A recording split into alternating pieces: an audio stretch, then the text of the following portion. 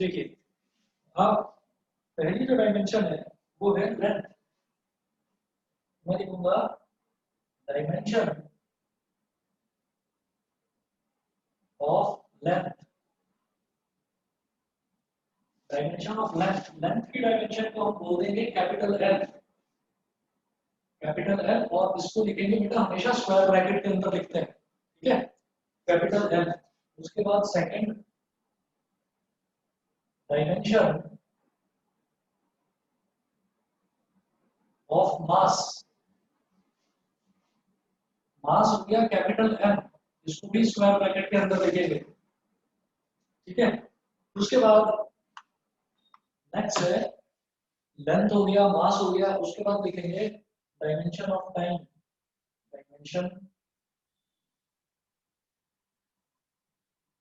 Of time, जब time की बात करेंगे तो कैपिटल टी, इसको लिखेंगे ब्रैकेट के अंदर कैपिटल टी। फिर है dimension of electric current.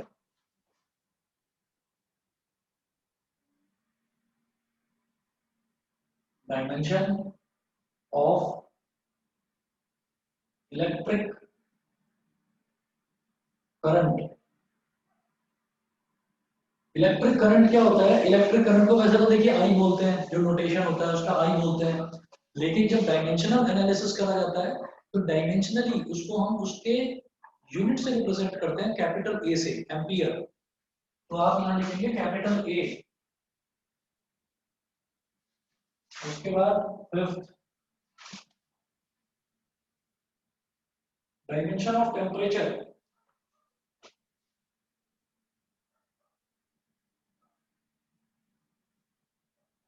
Dimension of temperature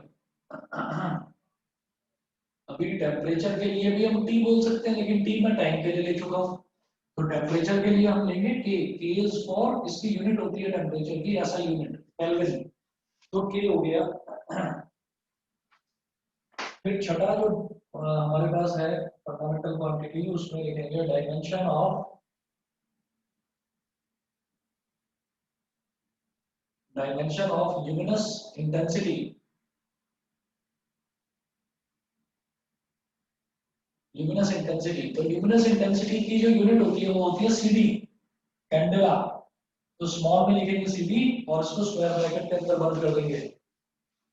उसके बाद dimension of amount of substance, सातवां, नोट करते जाइएगा, dimension of amount of substance. Dimension of amount of substance, ये क्या हो गया? मोल्स, तो इसको बोलते हैं small M small O L, M O L, बस मोल ये बोल देंगे।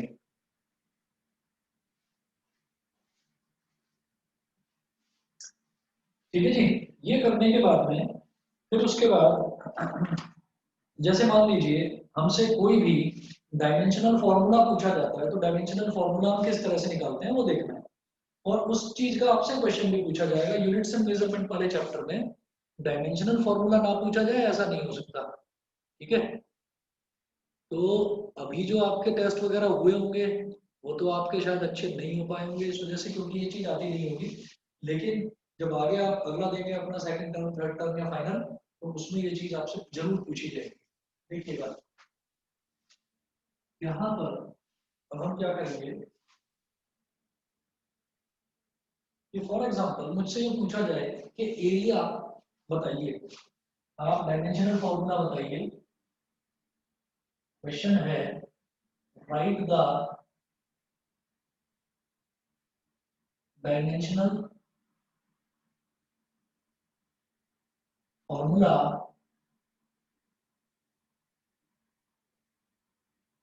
ऑफ एरिया, है ना। एरिया का डायमेंशनल फॉर्मूला बताइए क्या होगा। एरिया इज इक्वल टू क्या होता है बेटा? Length into breadth. Length into breadth. जो लेंथ है, लेंथ किस में मेजर करा जाता है? जो लेंथ है, लेंथ भी तो मीटर में ही मेजर करा जाता है। तो लेंथ भी एक तरह से लेंथ है और ब्रेथ भी एक तरह से लेंथ है। ये बताइए समझ में आया कि नहीं? जो लेंथ है, लेंथ की यूनिट क्या होती है? मीटर। तो इसका मतलब ये भी लेंथ की कैटेगरी में आएगा, और ये जो ब्रेथ है बेटा ये भी लेंथ की कैटेगरी में आएगा। तो इसका डायमेंशनल फॉर्मूला,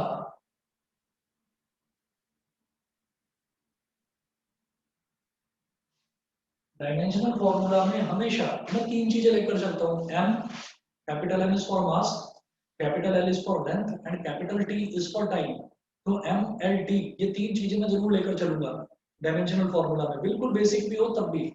तो इसका डायमेंशनल फॉर्मूला क्या होगा? Because length is getting multiplied twice, तो एल स्क्वायर, मास इसमें है ही नहीं तो मैं लिखूंगा एम की पावर 0। लेंथ इसमें कितनी बार आ रहा है? 2 बार, तो एल की पावर 2। टाइम इसमें नहीं है तो टी की power 0।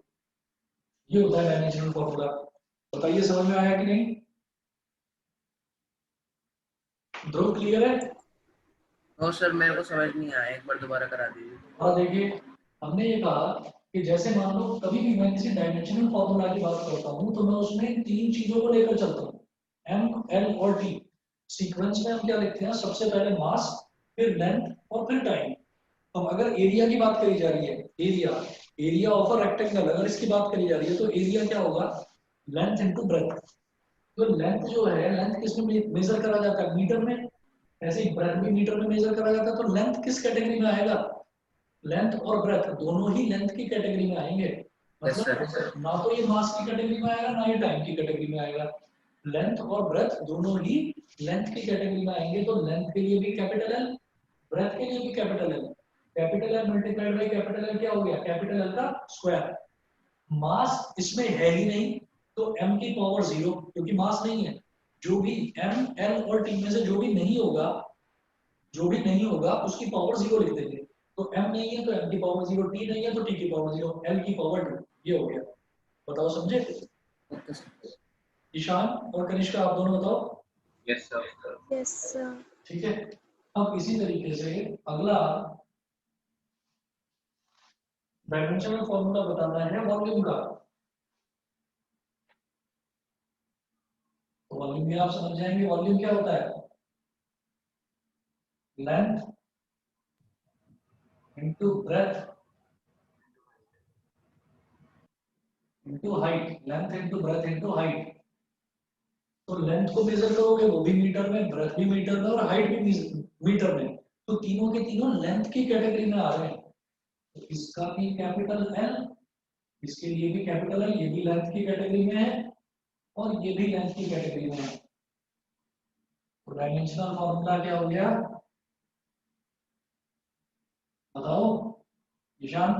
m raised to the power 0, हाँ, l raised to l cube, L cube और टी की and पावर, t 0 0। टी की पावर 0। बताइए क्लियर है ध्रुव? Yes sir. ठीक है। इसी तरीके से अब हम बात करेंगे डेंसिटी की। नेक्स्ट नेक्स्ट हम बात करते हैं डेंसिटी की। तो डेंसिटी का जो फॉर्मूला होता है वो होता है मास अपॉन वॉल्यूम। डेंसिटी होता है मास अपॉन वॉल्यूम। इसको जरा खोल कर लिखो। मास, वॉल्यूम क्या होगा? Length into breadth into height. Mass किस कैटेगरी में आएगा? मास आएगा एम की कैटेगरी में, मास की कैटेगरी में। और नीचे ये भी लेंथ की कैटेगरी में कैपिटल एल की, ये भी कैपिटल एल की कैटेगरी में, ये भी कैपिटल एल, यानी कि अपॉन में एल की पावर 3। टाइम यहाँ पर है ही नहीं तो डायमेंशनल फॉर्मूला क्या होगा? बताओगे Kanishka? Sir M L cube T 0। सही बताओ, एल क्यूब होगा या कुछ और होगा? L cube. एल की पावर -3 नहीं बोलेंगे? ओ सॉरी। ठीक है ना? तो मास है, मास तो अकेला है तो एम की पावर 1, एल क्योंकि डिनोमिनेटर में है तो एल की पावर 3, न्यूमरेटर में आकर क्या हो जाएगा? एल की पावर -3 और टाइम की पावर 0। बताओ जी क्लियर है? एल की पावर -3 कैसे आया? ध्रुव क्लियर है? Yes sir. ठीक है। उसके बाद देखिएगा कि डेंसिटी हो गया, डेंसिटी के बाद नेक्स्ट देखते हैं स्पीड। स्पीड तो स्पीड इज इक्वल टू होता है डिस्टेंस अपॉन टाइम। डिस्टेंस का मतलब क्या हो गया, लेंथ। तो ये डिस्टेंस किसकी कैटेगरी में आएगा, लेंथ की कैटेगरी में। टाइम कैपिटल टी की कैटेगरी में। ईशान बताओगे डायमेंशनल फॉर्मूला क्या बनेगा? Sir m raise to the power 0। एक मिनट रुक जाओ। डायमेंशनल फॉर्मूला इसका बनेगा m raise to the power 0, आगे l raise to the power 1 ठीक है, and t raise to the power -1। बिल्कुल सही। बताइए ध्रुव और कनिष्का, समझ में आ गया? Yes yes sir. सर। ठीक है जी। अगला देखते हैं एक्सेलरेशन।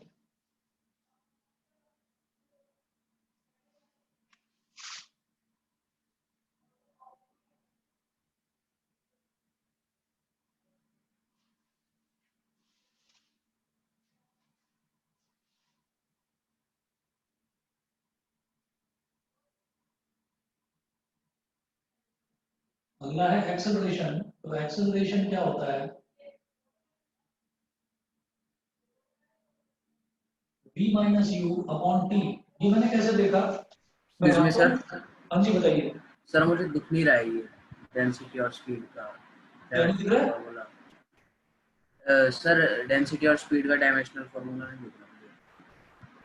डेंसिटी का m की पावर 1 l की पावर -3 t की पावर 0 दिख तो रहा होगा। नहीं सर, आप राइट डाउन कर रहे थे ना, तब नहीं दिख रहा। अच्छा अच्छा ठीक है, कोई बात नहीं। चलो अब देख लो। और ये देखो एक्सेलरेशन जो है ना, एक्सेलरेशन को मैं क्या बोलूंगा, v minus you upon T.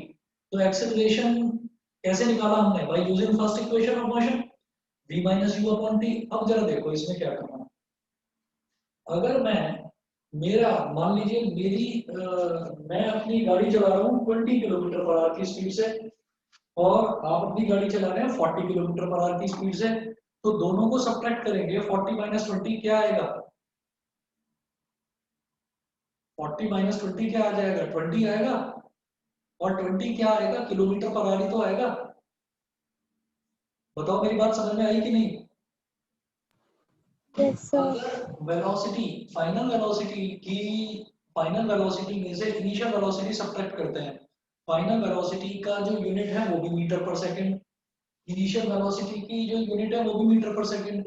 Metre per second वाली किसी टर्म में से मीटर पर सेकंड वाली कोई टर्म अगर सब्ट्रैक्ट करते हैं, तो जो रिजल्ट आएगा वो भी मीटर पर सेकंड में ही आएगा। ठीक है, तो इसका मतलब हमारा जो ऊपर यूनिट आएगी बेटा वो आ जाएगी मीटर पर सेकंड, और नीचे जो टाइम है, टाइम तो सेकंड में है ही। तो एक्सेलरेशन की यूनिट क्या होती है, मीटर पर सेकंड स्क्वायर। ये पता है कि नहीं, पहले तो ये बताओ। Yes sir. Metre per second square होती है एक्सेलरेशन की यूनिट। तो अब आप ये देखिए, जो मीटर है, metre comes under the category of length, and second comes under the category of time, और टाइम का स्क्वायर है। तो इसका डायमेंशनल फॉर्मूला क्या बन जाएगा, m की पावर 0, l की पावर 1 और t की पावर -2। बताओ समझ में आया कि नहीं? सर ये एक बार और बता दीजिए। दोबारा बताता हूँ। एक्सेलरेशन होता है हमारे पास metre per second square, acceleration की यूनिट होती है metre per second square.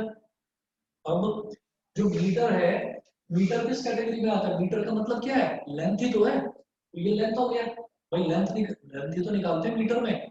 Yes फिर नीचे है सेकंड का स्क्वायर, सेकंड क्या होता है, टाइम की यूनिट है। तो टाइम के लिए कैपिटल टी का स्क्वायर हो गया, और जब ये ऊपर आएगा तो टी की पावर -2। तो L की पावर 1 T की पावर -2, और मास है ही नहीं, तो M की पावर 0। समझ गए यस सर। ध्रुव, बोलो। Yes sir. ठीक है, एक्सेलरेशन हो गया। एक्सेलरेशन के बाद अगला देखते हैं मोमेंटम।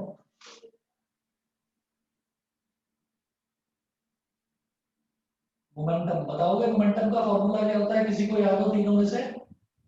Mass into velocity. बिल्कुल सही। मोमेंटम होता है स्मॉल p, ये होता है मास इनटू वेलोसिटी। अब मास जो है बेटा, मास की यूनिट होती है किलोग्राम, और जो ये वेलोसिटी है इसकी यूनिट होती है metre per second. Metre per second, पर सेकंड का मतलब सेकंड जो है वो डिनोमिनेटर में है, तो मैं लिखूंगा किलोग्राम मीटर अपॉन सेकेंड, ये हो गया।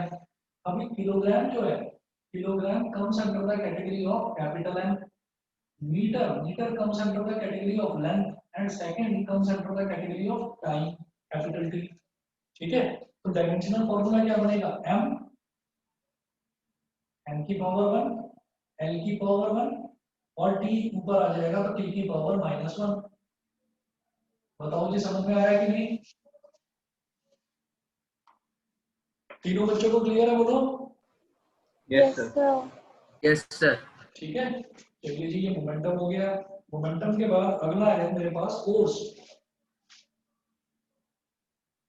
अगला है फोर्स, और फोर्स में हम क्या देख रहे हैं कि न्यूटन का सेकंड लॉ ऑफ मोशन में हमको ये मालूम है कि फोर्स की वैल्यू होती है मास इनटू एक्सेलरेशन। तो F is equal to mass into acceleration. ये आप लोग 9th क्लास में पढ़कर आए थे, याद रखिएगा। 9th क्लास का ही सबसे ज्यादा रिपीटिशन फिजिक्स में, जो 11th की फिजिक्स है उसमें 9th का ही बहुत ज्यादा रिपीटिशन है। अब मास इनटू एक्सेलरेशन, मास होता है किसमें, किलोग्राम में। एक्सेलरेशन की यूनिट होती है मीटर पर सेकंड स्क्वायर, जिसको मैं ऐसे लिख सकता हूँ ms की पावर -2। समझ गए? बताइए, ये जो मैंने यूनिट लिखी है ये क्लियर है? Kilogram metre per second square. बेटा बार बार पूछना ना पड़े, हाँ या ना बता दिया करो मुझे। Yes sir. Yes, sir.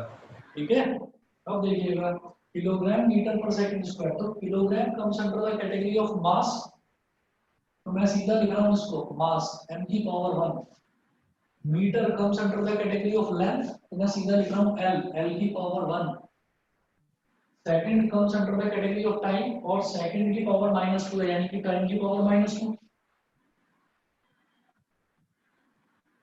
बताओ ठीक है? Yes, sir. उसके बाद अगला देखते हैं, फिर है वर्क। वर्क का फॉर्मूला बताओ क्या होता है, बताएंगे? Force into displacement. बिल्कुल सही। वर्क का फॉर्मूला होता है फोर्स इनटू डिस्प्लेसमेंट। अब फोर्स जो है, फोर्स क्या होता है, m इनटू ए। तो मैं फोर्स की यूनिट, वैसे तो मुझे मालूम है कि फोर्स की यूनिट न्यूटन होती है, लेकिन उस न्यूटन को क्या बोलते हैं, kilogram metre per second square को ही न्यूटन बोलते हैं। ठीक है, क्योंकि फोर्स क्या हो गया, मास इनटू एक्सेलरेशन। तो फोर्स की जगह पहले मैं लिखूंगा फोर्स की unit kilogram metre per second square. Kilogram metre per second square. फिर डिस्प्लेसमेंट, डिस्प्लेसमेंट की यूनिट क्या होती है, अगेन मीटर। तो मीटर इनटू मीटर क्या हो गया, metre square, kilogram m square s की पावर -2। मुझे लगता है समझ में आ गया होगा। अब किलोग्राम का मतलब मास है, तो कैपिटल M, m की पावर 1 हो गया। m मीटर, मीटर का मतलब लेंथ है, तो लेंथ की पावर 2 हो गया। और सेकंड का मतलब टाइम है, तो टाइम की पावर -2। बताइए जी, clear? Yes, sir. Yes sir. ठीक है, अगला है हमारे पास पावर।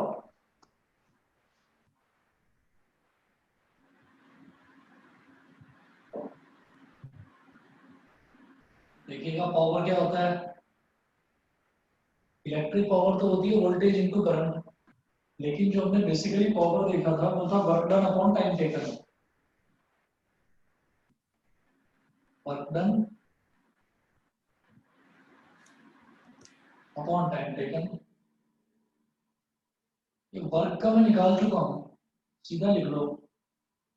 वर्क की यूनिट में निकाल चुका हूँ, किलोग्राम मीटर स्क्वायर सेकंड की पावर -2।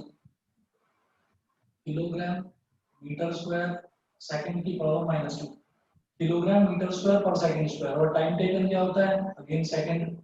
ये सेकंड ऊपर आ जाएगा तो क्या बन जाएगा, किलोग्राम मीटर स्क्वायर s की पावर -3।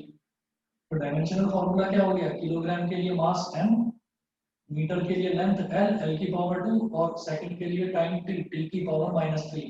बोलो, समझ गए? Yes, sir. Yes, sir. Yes sir. चलिए जी ठीक है, इतना सफिशिएंट है, इससे ज्यादा और कोई आपसे पूछा नहीं जाता। अच्छा अब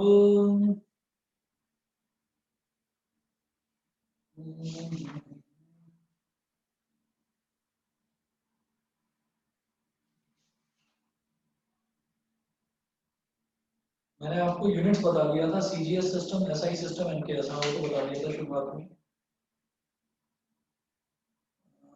बीपी हो गया।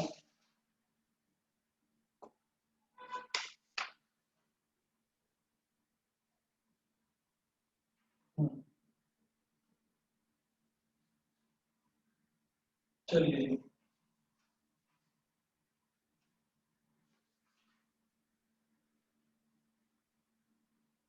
एक क्वेश्चन लिखिएगा, ये क्वेश्चंस बहुत आते हैं, और पहले हेडिंग डालिएगा deducing relation among the physical quantities.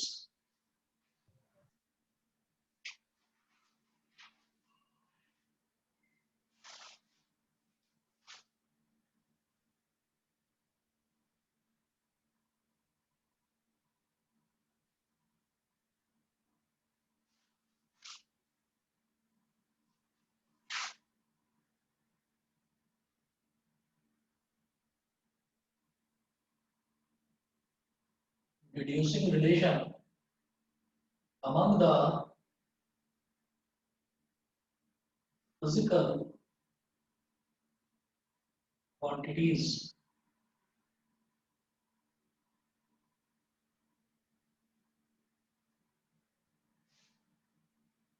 देखिए ये ना फिजिकल क्वांटिटीज होती हैं, ये m is for mass, l is for length, t is for time.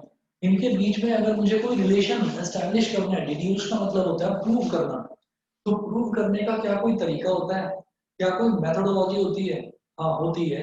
मुझे वही चीज बतानी है कि वो क्या होती है, और उस पर काफी, मतलब आप ये समझ लीजिएगा काफी बड़ा क्वेश्चन आता है। ठीक, उसको देखकर घबराने की जरूरत नहीं है, क्वेश्चन को पढ़कर मैं आपको एक तरीका बताऊंगा, उस तरीके को ही फॉलो करते चले जाना, कैसा भी क्वेश्चन हो, कितना भी बड़ा क्वेश्चन हो, आप कर लेंगे बड़े आराम से। सो ठीक है, देखिएगा यहाँ पर, अगर मान लो हमें ये दे रखा है कि फोर्स है, मान लीजिए हमारे पास,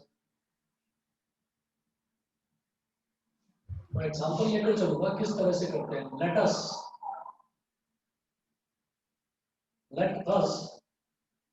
derive an expression for the centripetal force,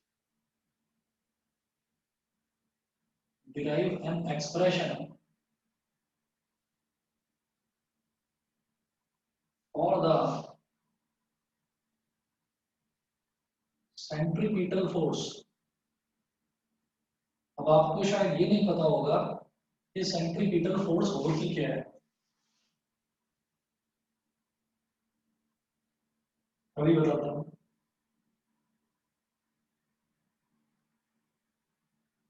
देखो सेंट्रीपिटल फोर्स बेटा ये होती है कि जैसे मान लीजिए मैंने एक सर्कल की बात करी, सर्कुलर मोशन की बात करी, हमने एक थ्रेड लिया और उस थ्रेड में हमने एक स्टोन को बांध दिया, और उस थ्रेड को मैंने पकड़कर उसको स्टोन को ऐसे ऐसे ऐसे ऐसे घुमाना शुरू करा।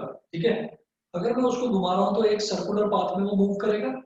ठीक, उसके बाद अगर मान लीजिए जब हम उसको घुमा रहे हैं, अगर मान लो मैंने उसको छोड़ दिया, जो मैंने थ्रेड पकड़ रखा है, तो वो एकदम निकल जाएगा उस सर्कुलर। ऐसा तो है नहीं कि मेरे छोड़ने के बाद भी वो थ्रेड, जो स्टोन है, वो सर्कुलर मोशन में ही ऐसे घूमता रहे, ऐसा तो नहीं होगा। तो इसका मतलब एक फोर्स है, एक फोर्स है जिसने उस थ्रेड को उस सर्कुलर मोशन में रोटेट होने के लिए रोक कर रखा है। ऐसी फोर्स को हम बोलते हैं सेंट्रीपिटल फोर्स। हमने एक पत्थर को थ्रेड से घुमाकर, थ्रेड से बांध कर और घुमाना शुरू करा, तो अंदर की तरफ लगने वाली जो फोर्स होती है बेटा, इसको बोलते हैं हम सेंट्रीपिटल फोर्स। बताइए क्लियर है तीनों बच्चों को? Yes, sir. ठीक है, अब इस सेंट्रीपिटल फोर्स के लिए मुझे एक फॉर्मूला डिराइव करना है। सेंट्रीपिटल फोर्स के लिए हम फॉर्मूला डिराइव करना चाहते हैं। अब वो फॉर्मूला कैसे डिराइव होगा जरा देखते हैं। तो एक चीज हो गई, let us derive an expression for the centripetal force. तो सेंट्रीपिटल फोर्स ना, देखो फोर्स किस किस चीज पर डिपेंड करेगी मुझे ये देखना पड़ेगा। देखो एक तो ये है कि जो रेडियस होता है ना, मतलब जो मैं थ्रेड की लंबाई लूंगा, जो मैं थ्रेड की लंबाई लूंगा, मैं उस पे उसको घुमा रहा हूँ। अगर पत्थर ज्यादा भारी है तो मुझे ज्यादा ताकत लगानी पड़ेगी, ठीक है। अगर पत्थर कम भारी है तो मुझे कम ताकत लगानी पड़ेगी। तो एक तो जो फोर्स है वो मास के डायरेक्टली प्रोपोर्शनल है। दूसरा, अगर मान लीजिए लेंथ ज्यादा है थ्रेड की तो मुझे बहुत ताकत लगानी पड़ेगी उसको घुमाने के लिए। लेंथ, जितनी लेंथ आप कम कम कम कम करते जाओ मुझे ताकत कम लगानी पड़ेगी, ठीक। तो इसका मतलब वो इस लेंथ के, ये जो आर है, रेडियस है, वो रेडियस के भी डायरेक्टली प्रोपोर्शनल होगा। कि रेडियस ज्यादा होगा तो फोर्स ज्यादा लगानी पड़ेगी, रेडियस कम होगा तो फोर्स कम लगानी पड़ेगी। इतना क्लियर है, बताइए। Yes, sir. Yes, ठीक है? sir. और फिर ये इस Yes. चीज पर, हाँ ये इस चीज पर भी डिपेंड करता है कि वेलोसिटी कितनी है। तो ये तीन चीजों पर डिपेंड कर रहा है, ये मास पर, वेलोसिटी पर और रेडियस पर डिपेंड कर रहा है। तो मैं ये कहूंगा let us derive an expression for the centripetal force F. Centripetal force F acting on a particle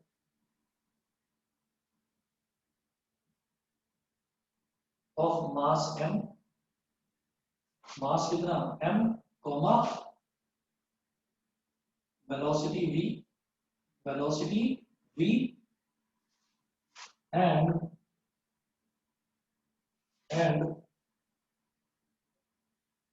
radius of the circular path, radius of the circular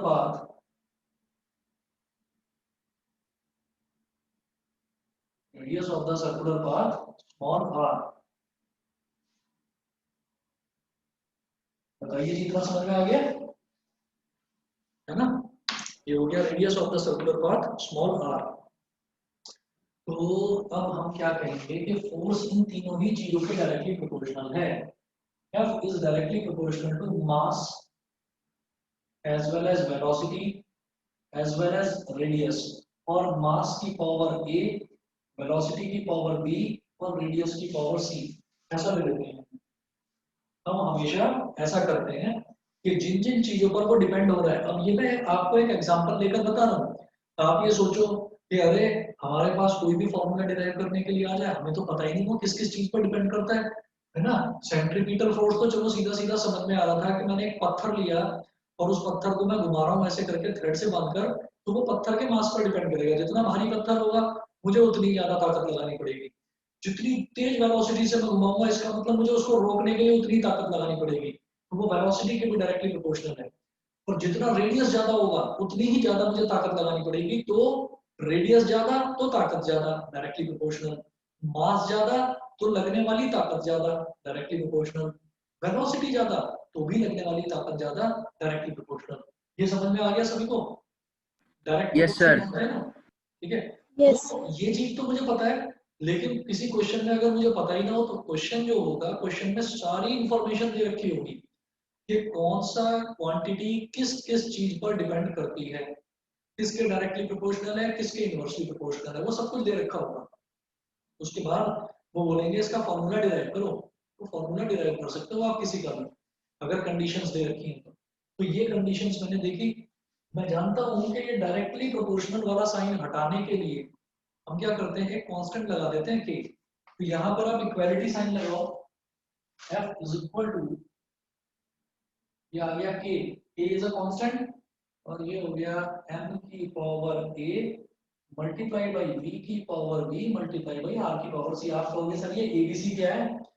जिस जिस चीज पर भी मेरा, जो भी चीज मेरे को, जैसे मान लो सेंट्रीपिटल फोर्स डिराइव करना है, सेंट्रीपिटल फोर्स डिराइव करने के लिए जो जो चीज मुझे दे रखी हो, क्या क्या है, मास, वेलोसिटी और रेडियस, उन सबकी पावर में कोई भी कांस्टेंट बिठाते चले जाओ। ए बी सी डी, मान लो 5 टर्म है तो A B C D E बिठा दो सबकी पावर में। तो ये तरीका है कि मास पर, वेलोसिटी पर और रेडियस पर डिपेंड कर रहा है ना, m की पावर a, v की पावर b, r की पावर c, कर दो इसको ऐसे, ठीक है।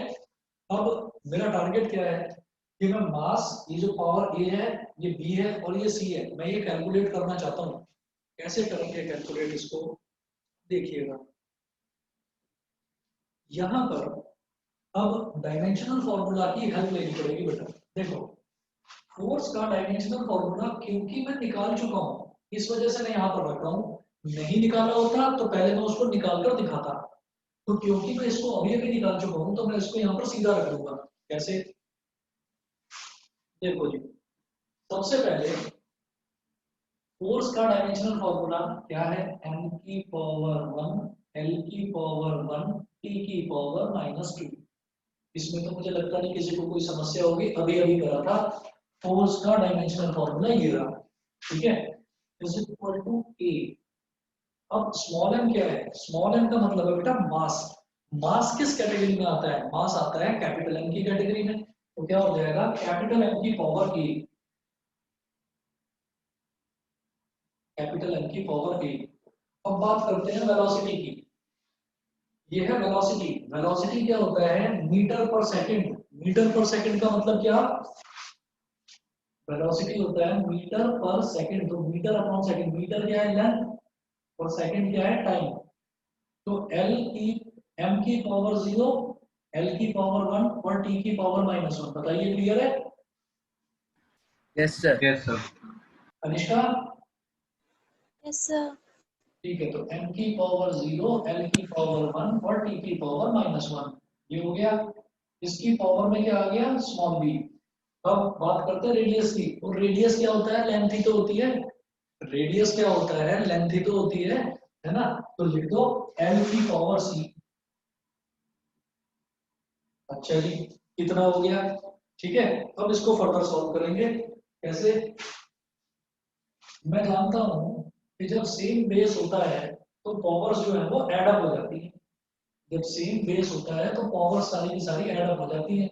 तो मैं इस पूरे रिलेशन में राइट हैंड साइड में ये देखूंगा कि m, m कहाँ कहाँ पर आ रहा है और कितनी बार आ रहा है। m आ रहा है सिर्फ एक बार यहाँ पर, ठीक है, m की पावर 8 है ना। और यहाँ पर m की पावर 0 है तो उससे मुझे कोई लेना देना नहीं है। तो m की पावर 8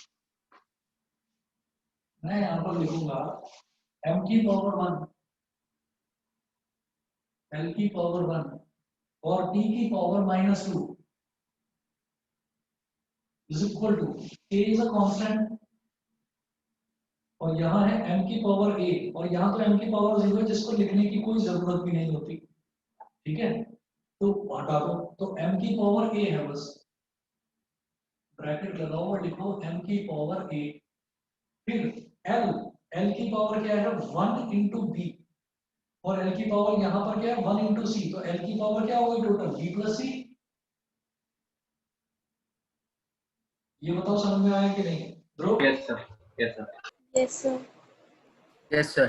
l की पावर b प्लस c आ गया समझ में। l की पावर 1 है और 1 की पावर b, तो जब पावर की पावर होती है तो मल्टीप्लाई हो जाती है। तो l की पावर b है और l की पावर c है, तो l की पावर b प्लस c हो गई। उसके बाद b की पावर -1 है और -1 की पावर b है, तो इसका मतलब t की पावर -b। बोलो, ठीक है।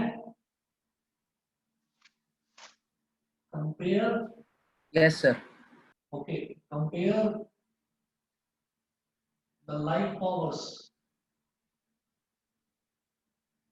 दोनों तरफ जो लाइट पावर्स है उनको कंपेयर करो। लाइट पावर्स का मतलब क्या है, m की पावर क्या है 1 और यहाँ m की पावर a है, तो a की वैल्यू आ गई 1, a इज इक्वल टू हो गया 1, पहली चीज। l की पावर 1 है और इधर l की पावर b प्लस c, तो b plus c is equal to 1, b plus c is equal to 1। दूसरा रिलेशन ये आया। तीसरा, इधर t की पावर है -2 और इधर t की पावर है -b, -b is equal to -2, इससे कैंसिल आउट हो गया तो b की वैल्यू आ गई 2। b की वैल्यू 2 आ गई तो इसको यहाँ पर रख दो, 2 plus c is equal to 1, तो c की वैल्यू क्या आ गई -1। बताइए कितना समझ में आ गया, a b और c की वैल्यू कैसे निकली है। सर ये कंपेयर वाला पार्ट फिर से बता देते हैं। दोबारा बताता हूँ। हमने देखा कि यहाँ पर m की पावर क्या है 1 और यहाँ पर m की पावर है a, तो a इज इक्वल टू 1 हो गया, ये समझ गए। Yes sir. यहाँ l की पावर है b प्लस सी और यहाँ l की पावर है 1, तो ये हो गया b plus C is equal to 1 हो गया। 1 यस सर। यहाँ पर t की पावर है माइनस बी और यहाँ t की पावर है माइनस 2, तो minus B is equal to minus 2, minus से माइनस कट गया तो b की वैल्यू 2 आ गई। a की वैल्यू 1, b की वैल्यू 2, इस b प्लस सी में b की वैल्यू 2 डाल दो, ठीक है। तो 2 plus C is equal to 1, तो c की वैल्यू क्या आ गई 1 माइनस 2 यानी कि माइनस 1। बताओ यस ध्रुव, यस सर। समझ गए ना, Yes, sir. है ना। अच्छा, अब इसके बाद हम ये कहेंगे देयरफॉर सेंट्रीपिटल फोर्स